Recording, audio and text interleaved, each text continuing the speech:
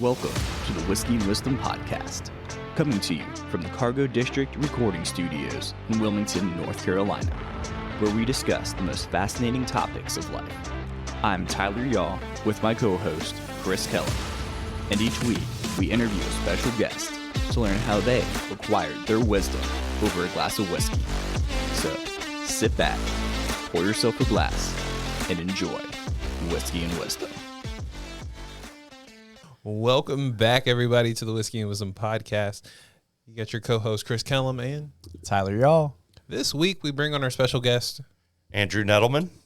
Nice to meet you, Andrew. Nice to be here. Thanks for having me. Well, of course. And for what I've been told is you are the president of Azalea Fest. Yeah, the 77th president of the North Carolina Azalea Festival. Oh, wow. Year. Nice. Yep. Wait, do they get one every year? Yes, every year. Oh, wow. Different every year? Yep. So we've got 5 people on the board. It used to be 6, and you rotate through. And so your last year on the board, you're the president. Oh, interesting. Yep. I'm sure we'll get more into that, too. So, Sure can. but before we do that, Chris, what are we sipping on? So this week, we bring back a classic. It was actually one of our giveaway whiskeys. That's right. A while ago. We did Wild Turkey Long Branch. Back when Wild Turkey and Matthew McConaughey synced up and tried to make something a little different. This one has vanilla on the nose, and then taste should be a floral, honeysuckle, caramel, prunes, and pear. A little bit of citrus. So let's check it out. Cheers it up. Yeah, this one's always a sleeper. I always forget how good it is. Definitely get that vanilla, right Yeah. off the top. But absolutely. Got some of that fruitiness to it, too. Mm-hmm. So wait, are you from North Carolina? Yeah. Well, all over. I've lived the majority of my life here in Wilmington Yeah. since I was like 3 or 4. Lived in upstate New York for a couple years in high school, and then moved right back right afterwards. Don't blame me. Totally. So wait, do you know what honeysuckle is? Absolutely. Absolutely. All my family's from Alabama, and so I grew up on the farm in Alabama. I definitely know what honeysuckle is. We asked somebody a few weeks ago, and they're like, what? I didn't know what honeysuckle was Really? either. Oh, Yeah, man. Yeah. I'm from You PA. go out there, pull it off the vine, and pull it apart. Pop that little Exactly drop in your what mouth. Chris said, yep. That's like 8 years old in the summer in Alabama all over again right there. See?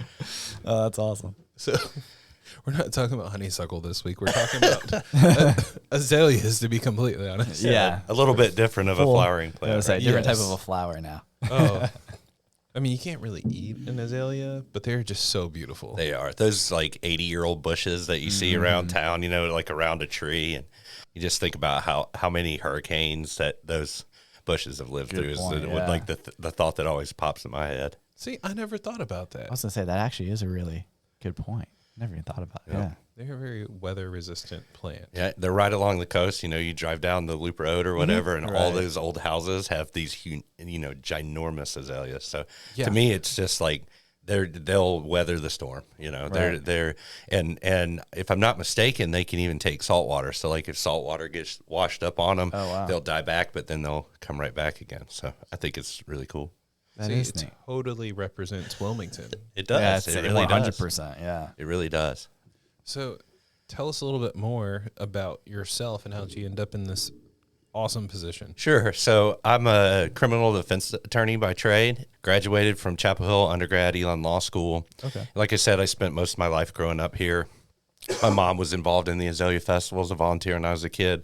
Like one of my earliest memories is helping pick up trash after the parade one year. wow. I mean, I was like 5 or 6 and we're Yeah. out there picking up trash. So I always loved Wilmington, moved back here after school, brought my wife, who I met in law school, back. She's also an attorney.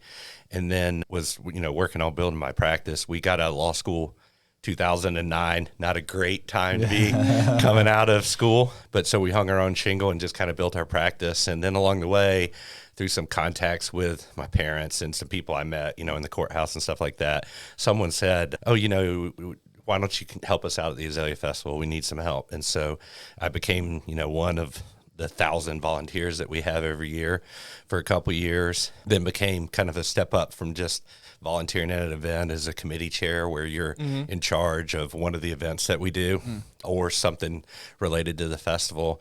So I did a bunch of different jobs there. No joke, started in sanitation. So my job was like porta potties and garbage cans, but it started way down at the bottom and eventually was in charge of the souvenir book that we printed a souvenir book for years and years about every festival. And so I was in charge of that for a couple years. And then my last year, I also was in charge of the garden party. So I put on the garden party, which is That's a good one. Yeah, it's a lot of work though. Yeah, I'm sure. And, my hat goes off to all of our volunteers, but especially the ones putting that party together. That's a life commitment. And so then after that I applied for and was accepted on the board, and then over 5 or 6 years moved my way up the board to being president now. Oh, wow. So tell us a little bit more about that. So how do you move up from position to position to president? Yeah, there's a succession essentially. Okay. So when I got on the board, there were 6 board members, and we had treasurer, assistant treasurer, secretary, vice president, president-elect, and president. Is that 6? Yep. Yeah. And then during COVID, we went down a board member and didn't replace it. And so we've moved to a 5-member board, but you just move up. So last year I was president-elect. This year I'm president. Oh, that's great. So do you have to do all positions in order to be president? Yeah, you kind of learn, the thing is that typically the people that the board votes to join you on the board are people that have done a lot of those other positions like I did. And then once you get on the board, you kind of learn. You start with, taking minutes, but you learn, how the board works, and then how the money works, and, sponsorship relations and all that sort of stuff till your last year. You're kind of in charge of the whole thing, but I can't take much credit. I mean, we have the best staff that anybody could ask for. Our executive director, Allison Behringer, is amazing. If something happened to her, I don't know what we do, but our over the years, as the festival's grown and we've added more events, that staff piece of the puzzle went from part-time to full-time one person, and now we're up to 3 full-time people. We've got a part-time person that does our social media, and then we have a grant that we funded through UNCW. So during festival season, we bring in interns from UNCW. We pay them through that grant that we have set up at UNCW, and they get school credit because they're in like Parks and Rec management or event stuff that is relevant to the Azalea Festival. So they get school credit and they get paid as part-time staff, and they help us in the ticket office and all that sort of thing as well. Oh, that's neat. So before we get too far into the weeds of Azalea Festival, so believe it or not, the number 2 country that listens to our podcast more than any American or behind Americans is Australia. So for our Australian folks, can you explain what Azalea Fest is? Sure. So Azalea Festival started by a group of businessmen well before there was a Chamber of Commerce or anything like that. Oh, wow. And it was a way to celebrate spring and the changing of the seasons and how beautiful southeastern North Carolina is. And it was also started as a driver for local businesses, right? And so there wasn't a Chamber of Commerce like doing pro-business things, but the founders thought was we're going to put on a parade and a street fair and do these other events that highlight what our area businesses are going to do. We're going to collect money for things from the people that attend, and we're going to turn around and hire the local businesses to stimulate the local economy. So it started there, and over the years, it's grown into kind of this really massive, almost year-long thing that kind of represents southeastern North Carolina. So we've got coming up next weekend, we've got a scholarship pageant. That's for local area high school students. The winner of that pageant is going to be named the Princess, North Carolina Azalea Festival Princess. We give away more money in that pageant than any other pageant in the state not named Miss North Carolina. Oh, wow. So that's incredible. We're giving away scholarship funds, essentially, for that. And then we're going to pick our princess in our court. And then the princess is our year-round representative. She goes to, the Blueberry Festival or the Spot Festival or whatever the things are in the region. She'll be our representative at those things. We have an amazing volunteer who will take her in her convertible and drive her through the parades and, escort her where she goes. So the Azalea Festival kind of has come, we hope, to represent kind of all the facets of Wilmington's community, to be still be that driver for local businesses as well. Oh, that's neat. So is it primarily kind of run by volunteers then? Yeah, so we're all volunteers except for the staff I mentioned. Okay. We have over 1,000 volunteers, which is incredible. That's insane. And that number is creeping up closer to 1,500 every single year. Wow. So, the cool thing about it is whatever people are into, they come to us and say, hey, I think the festival should do this. And my response has always been, I think that's a great idea. You should be in charge of it, And so over the years, now we have a boxing tournament. People come in from all over the country for this boxing tournament that takes place downtown at the convention center. We've got a coin show that sells out like the instant it opens every single year at the Elks Lodge.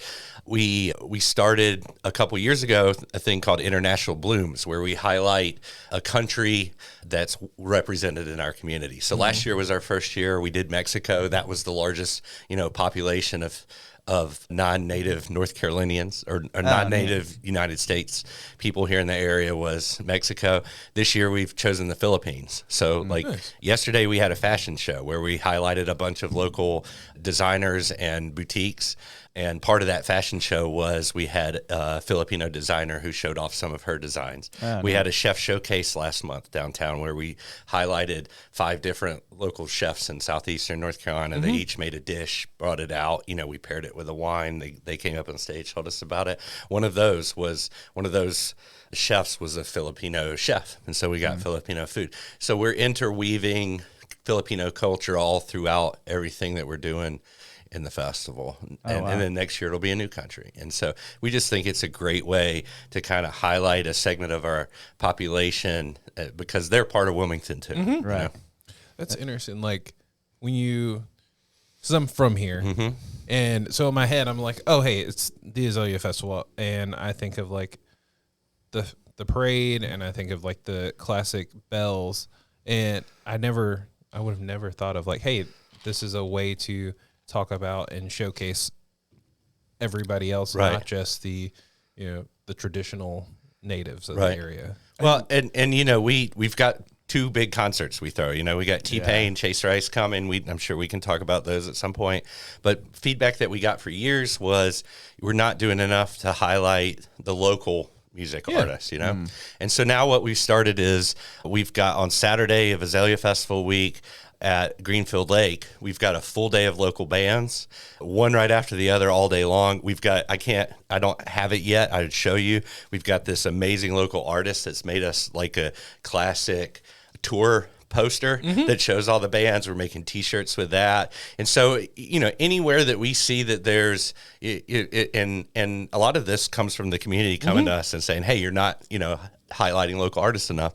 And if there's a desire for that to happen, and somebody has a strong enough desire for that to happen, we'll figure out a way to make the money work to do those things. So over the last 10 years, the festival's kind of really grown into trying to address more than just street fair and parade and some concerts, but meet all of the niche communities that makes Wilmington awesome, meet them where they are, I guess. I like that.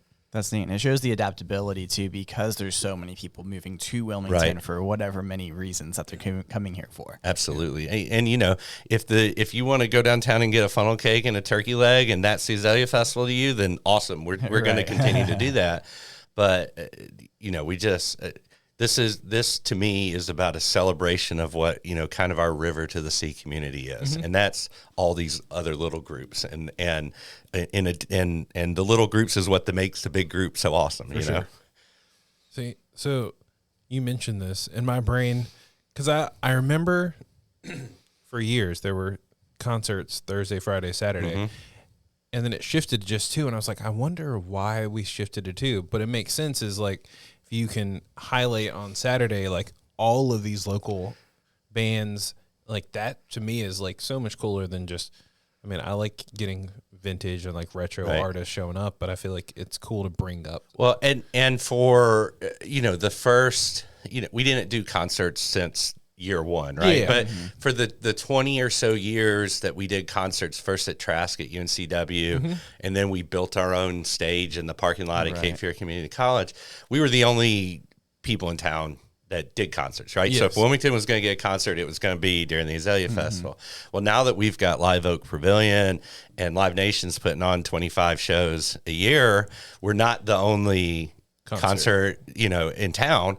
And that's tough for us, from a financial perspective sometimes, because being an independent concert promoter is a tough business to be in. Yes. Absolutely. It's very tough. But at the same time, can we better spend that money now that Wilmington's getting all those concerts? Can we still have a couple of concerts for the festival and do well, but then can we spend some of that money in an area that's addressing, the community in another way that's maybe being underserved? So that's a really smart way of doing it. Yeah. We think so. Right. Oh, for sure. I was sitting, Chris being Chris, I'm pulling ADD and have all the stuff up here. And I'm just that's just so interesting. How much the Azalea Fest puts back into the community, not just we're just a festival. I never realized how much these things bring to the area. Well, we're a nonprofit, so it's over $1 million a year that we're investing right back into the local community. That's crazy. Wow, yeah. And that's not even counting the thousands of people that are coming to the exactly. The last count was a few years ago, but we estimate that we have about 250,000 people come downtown to the street fair every year, right? And there's going to be people downtown on a random Saturday or Sunday, but it's not going to be 250,000 people a weekend. So we know we had a economic impact study done, but it's been about 10 years ago now. So I don't know the numbers off the top of your heads, but it's hotel rooms, it's restaurant nights, Airbnbs, all those sorts of things. And then our partners are also included, but not really included in that. The Cape Fear Garden Club garden tour that they do during Azalea Festival week, they're an associated event of ours, and all them my understanding is all the money they raise from that, they turn around and invest right back into the community. So the Wilmington sign on where I-40 hits, what is the bypass out there? But they'll come in and plant all the flowers around that, or the hospital entrance needs, say that they need beautification, then they'll pay to have azaleas brought in to put in there. So, that's money even outside of the money that the Azalea Festival proper sees. It's all the other associated events. And so that's another big focus of ours has been partnering with other nonprofit organizations. Paws for People is another one. That's a great organization here that raises companion animals for veterans and the disabled. And so we've partnered with them the last few years in different ways. And one of those partnerships is still going on right now. You can nominate your pets for their pet royalty court. It's cool. $1 a vote for the votes, and we use that. We're going to give that money to Paws for People to help fund their mission, and the winners have a float in the parade, and so your pet royalty can ride in the parade. And we've done different things with them over the years, and our partnership with other nonprofits is just growing every single year. I love it. Oh, that's neat. So I have a Chris question. Okay, I always call it because it's so random. It is, but it isn't, right? So the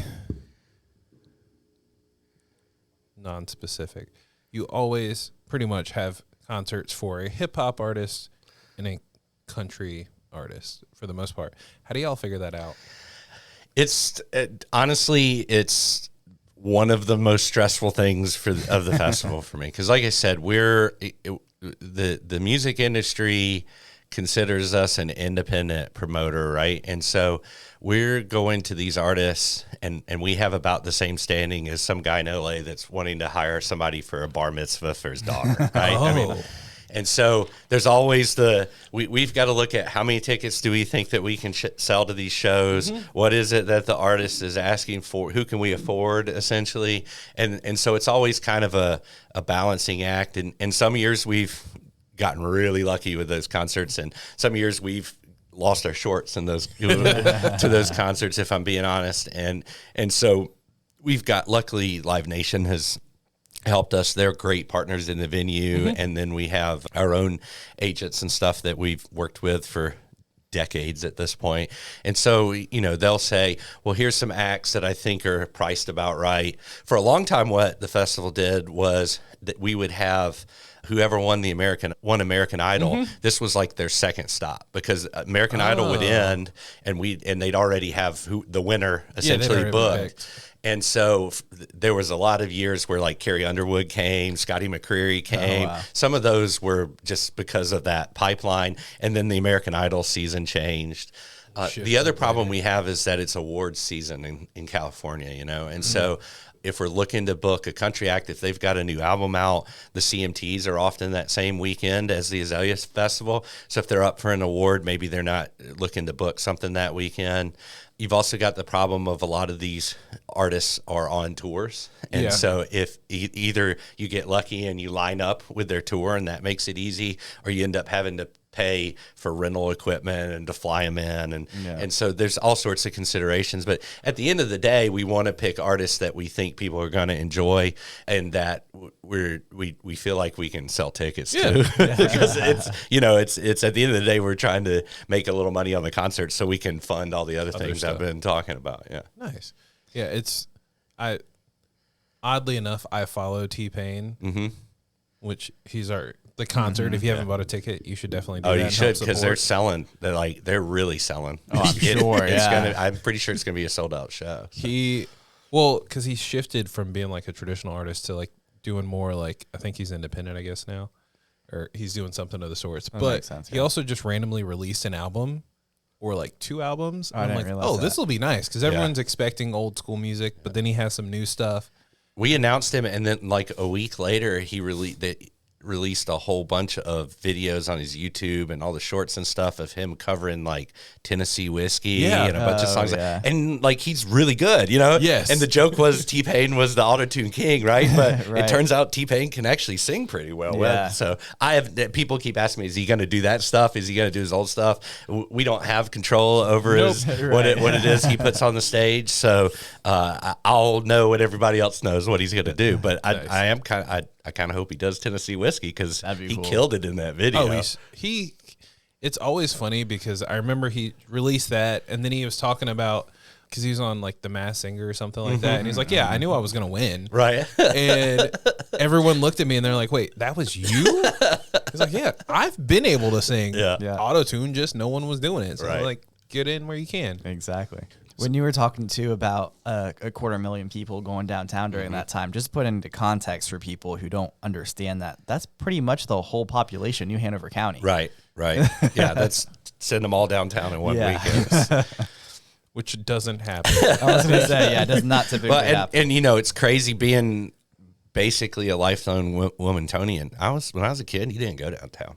You know, it was not a safe place to be. There were no bars there. Well, there were a couple bars, but it's like the Barbary Coast. You know, for years they had that sign up out front that said, "We've upped our standards, so up yours." Right. Yeah. But like it was not a safe place to be. And over my lifetime, downtown's totally transformed into this really vibrant, you know, alive space, much in the same way as Charleston or Savannah or one of those. If you're not familiar with Wilmington, but you may have heard of one of those places. Yeah.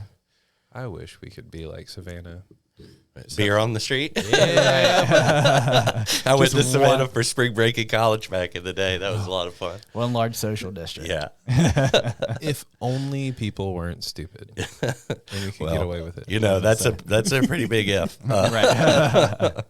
Is that ever something you guys talked about, was like petitioning the state to make downtown like a social district during that time? We haven't done it for a couple reasons. Number one is there's already bars and you know, clubs and restaurants downtown, and so we want people to patronize those places.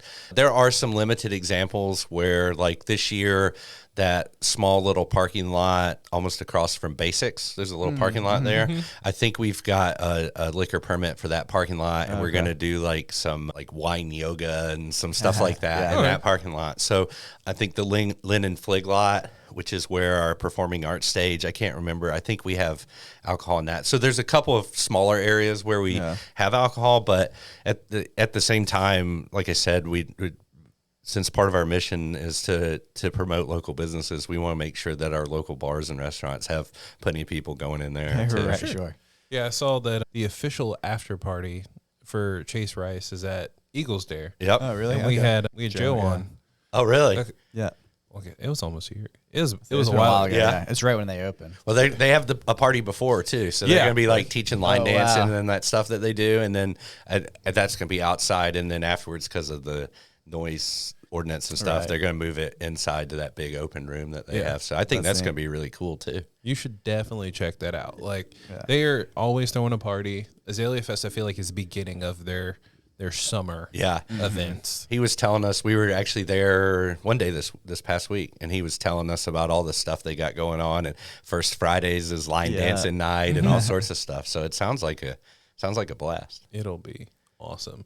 Talking about a blast. And Chase Rice always just pops into some Does he bar really? when he's in I town. was going to say, yeah. he usually goes somewhere. Yeah, and I won't say where he usually goes because they already get mobbed. But and I have no idea where he's going to go. But if there's a big sign with his face on it at Eagles Dare, he might just show up there. You never know. Right, You yeah. know? He's an interesting fellow. He is. I didn't know who he was, and this is the problem with me just being me. I didn't figure out who he was until watching Survivor. And he, like, I'm pretty sure his agent got him onto Survivor because right at the finale, like, he showed up and was like, "Oh, this is my new song." Yeah. And I was like, "Oh, like, I still don't know who you are." And my wife was like, "Oh, that's Chase, like Chase Rice. And we had one of his like friends from from college on here too. Yeah, I'm like, yeah. oh, he's like a local boy Yeah. too, Oh, yeah. which is Right. nice. Yeah, he really is. And he'd just come into town and just go hang out at a bar. You know, people coming up to him, kind of mobbing him, and he doesn't really seem to care. He'll sign autographs and all that sort of stuff. So I'm not going to contribute to it, but Right, yeah.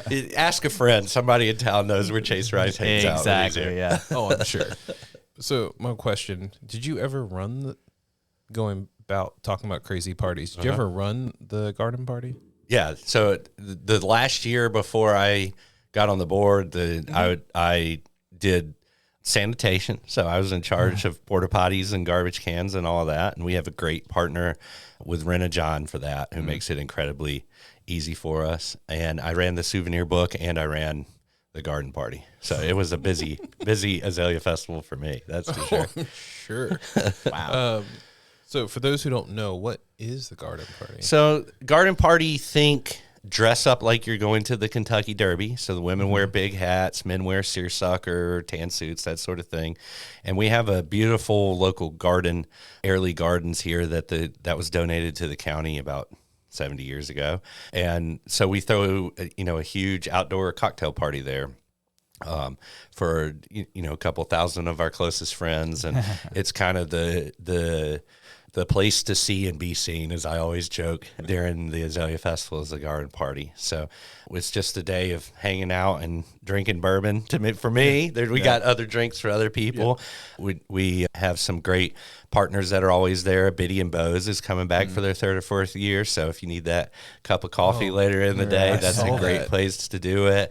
We had Blade and Bow was a partner for a long time. It says they're one this Yeah, year too. so they normally bring a trailer out and set up a horse trailer and serve drinks out of it. Aperol is now a partner of ours, and Aperol is big. Those Aperol spritz will get you. So we got those there. We always have some sort of meal. Normally it's barbecue and fried chicken, and then of course open bar. Yes. And a band or a DJ playing. So it's just it's normally we've gotten very lucky with the weather, and so oftentimes it's a beautiful spring day, and you just come out and dress your best and have a great time. Yeah.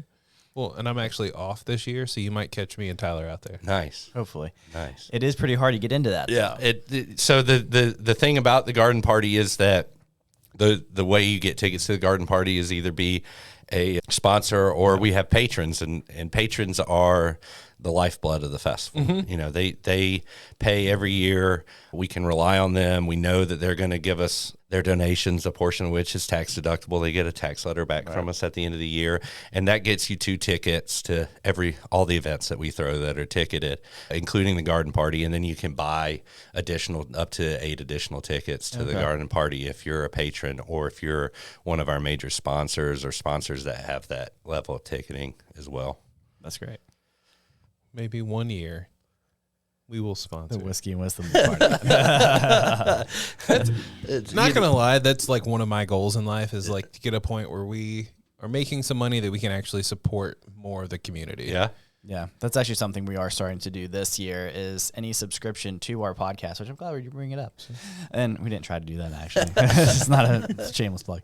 So any subscription or sponsorship that our podcast gets, since we are a drinking podcast, we are going to donate back to substance abuse. Oh, that's awesome. Of New Hanover County. Yeah, So, that's awesome. You know, like I said early on, I was a criminal defense attorney, and the Coastal Horizons and those you know sorts of organizations in town, I've seen the positive benefit that they can bring to people's lives. So that's awesome. I'm glad to hear that. yeah, thanks. As I say, as I sip my whiskey. Right, yes. We figured it would be good to bring a good balance to if we're going to be drinking liquor on the podcast, might as well give It's back like to the community. having to read those gambling hotline numbers Right. after you do a gambling Exactly. spot, right? Yeah, I feel like, but that's the thing is like everything needs parity. absolutely. Like you have like if we're gonna drink, we should also be helping those people who aren't able to process or aren't able to do that. Just like with the Azalea Festival, like you guys are supporting the community. Like you're making a little bit of money, but you're putting it back into and helping this place grow. Right. And you know, we always want to honor the tradition of the area, but also figure out how, you know, it's 2024, right? And so we want to honor those traditions that we have, but also recognize the community that we have in Wilmington today as well. Right. I love that. I'm sure there's a tricky balance sometimes. It though, is. right? It absolutely is. And I think that's something that everybody with any history has grappled with, you know, over the last certainly the last couple of years, but even you know, Wilmington has a very long history, and it's something that we've grappled with over and over again throughout our history for sure. So is there a reason why the president of Azalea Fest is only 1 year? Because nobody would do it longer than like I said, I'm a culmination of 6 years, and I think it's good to have new blood in every year, and the board makes the vast majority of the decisions are made by the board as a whole. You know, I have some input on what colors do I want the patrons party to be, and things like that, but I'm not making a bunch of decisions independently of the board, and no president really does. So you have that continuity, but you have the chance as the president to kind of put your personality on a few things here and there. But at the end of the day, you know, it's a huge time commitment. can imagine. And as you get closer to the festival, that just ramps up. And as we add more events, that just ramps up more and more. So it's good, I think, that we have that turnover every year, because you'd get burned out, I think, on it, doing it full time pretty quick. Right. So what colors you pick?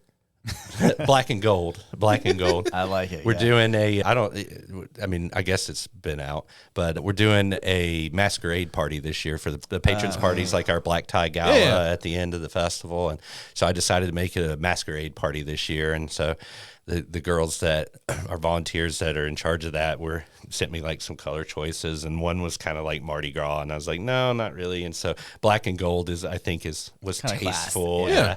And so, you know, I think the masquerade thing will add a little something different to it, and everybody will probably take them off after about an hour, but for sure. I think it'll be fun for pictures and stuff, at least for Exactly. that first hour. I'm kind of sad. This is the first year I'm actually off that weekend, but I'm not in Wilmington. Oh yeah.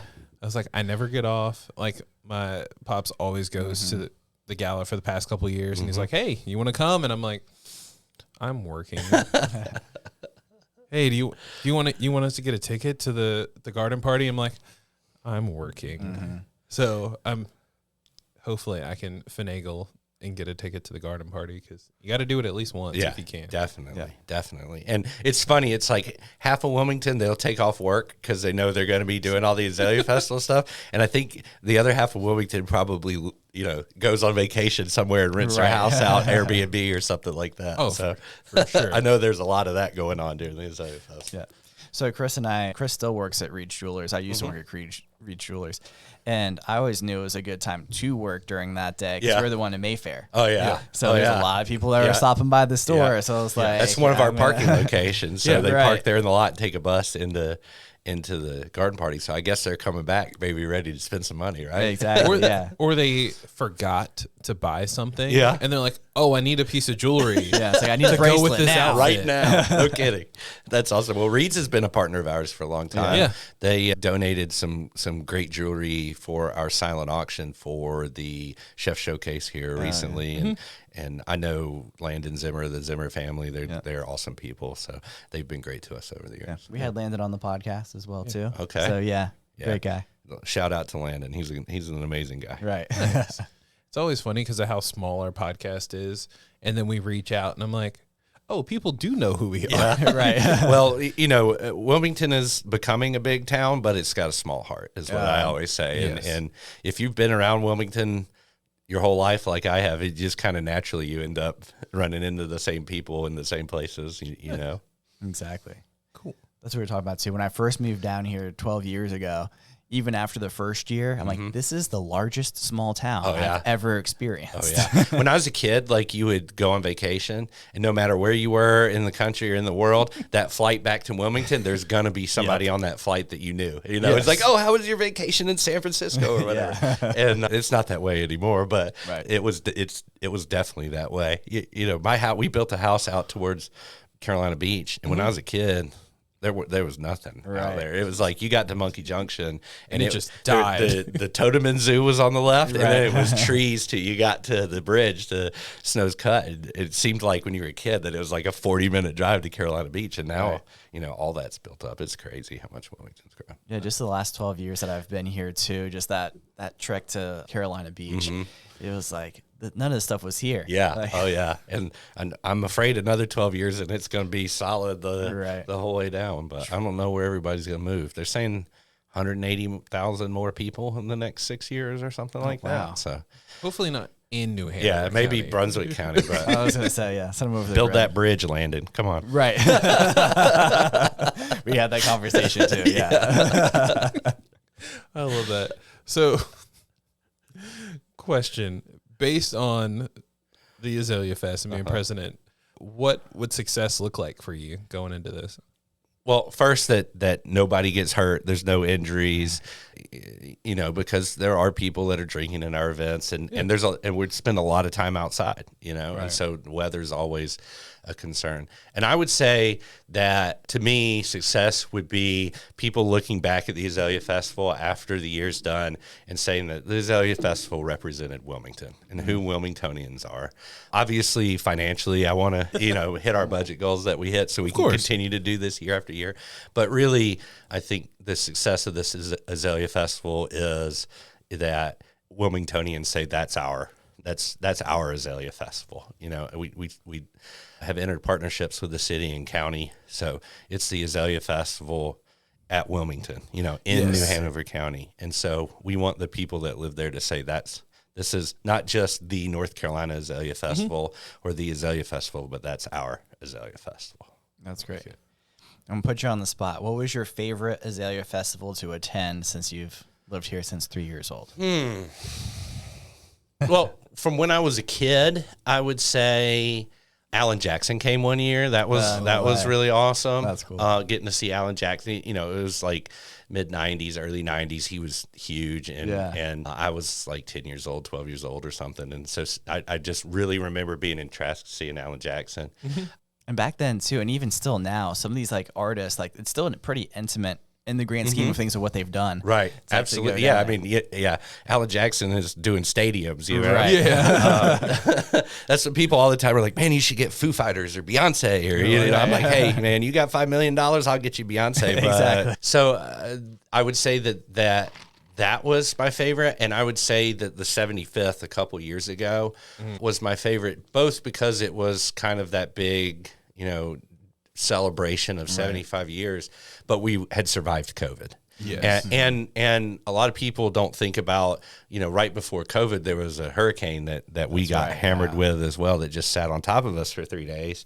And so that Azalea Festival was tough because we're partnering with so many local businesses. And then we get hit with COVID after that. And that was even tougher, and so we kind of went to this.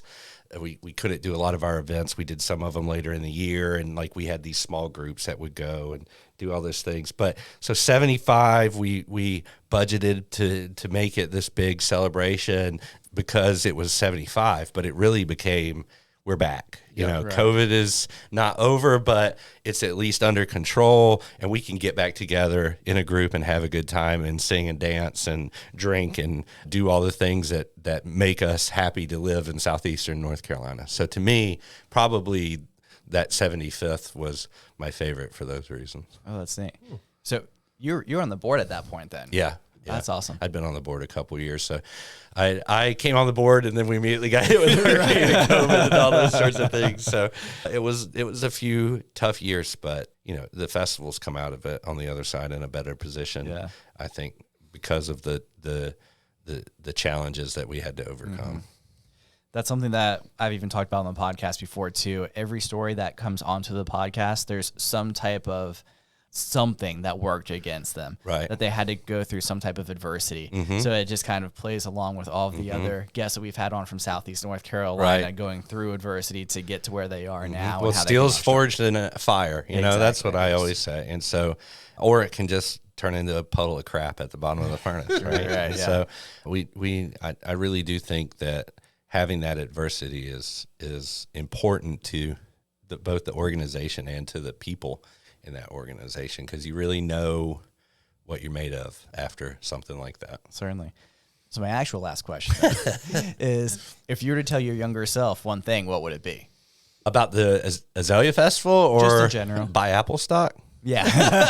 Thank you. That No would be a one good has one. pulled that. Apple, Google, tell me. Yeah. Everyone says Bitcoin, but no one ever says no, one man. of the. I read somewhere the other day that, like, I remember when I was a kid, my dad bought like the Apple IIc or whatever Yeah. when I was really young, and like if he had put that same amount of money in Apple stock and never touched it, it would be worth like $8 million or something like that. No, I think my real answer would be kind of what I just said, is that sometimes, you know, life is tough and things are tough, but if you can control your emotions and control your thought processes, that out of that toughness can come a lot of strength. I love it. That's great. Very, very deep. Yeah. Good way to end it right there. But if people want to either follow yourself or follow the Azalea Festival, how can people Sure. kind of follow So the it's journey? ncazaleafestival.org. The Azalea Festival is the first week of April. Tickets are on sale now for all of our events that we still have tickets to. Everything we've done so far is sold out. So that's 4 or 5 events now. Oh, wow. We have the scholarship pageant coming up this weekend at UNCW. There's still a few tickets available for that. And otherwise, you can get your concert tickets or get more information at ncazaleafestival.gov or .org, not .gov. It's like, hold up. Perfect. But thank you. Sorry. Thank you for coming on. Thanks for having me. It was a blast.